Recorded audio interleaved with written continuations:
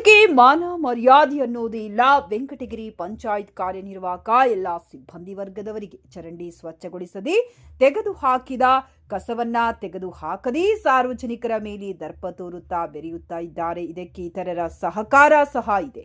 ಇದರಿಂದ ಮನೆಯ ಮುಂದೆ ಅತಿ ಹೆಚ್ಚು ಸೊಳ್ಳೆಗಳು ಉಂಟಾಗಿ ಮಕ್ಕಳಿಗೆ ಚಿಕನ್ ಗುನ್ಯಾ ಜ್ವರ ಬಂದಿರುವುದು ಬೆಳಕಿಗೆ ಬಂದಿದೆ. 6 ತಿಂಗಳು ಪಾಪುಗೆ ಏನಾದರೂ ಹಾನಿ ಉಂಟಾದಲ್ಲಿ ನೇರ ಹೊಣೆ ಸ್ಥಳೀಯ ಕಾರ್ಯನಿರ್ವಾಹಕ ಸಿಬ್ಬಂದಿ, ಪಂಚಾಯತ್ ಅಭಿವೃದ್ಧಿ ಅಧಿಕಾರಿಗಳು ಮತ್ತು ಪಂಚಾಯತ್ ರಾಜ್ ವ್ಯವಸ್ಥೆ ನೇರ ಕಾರಣ.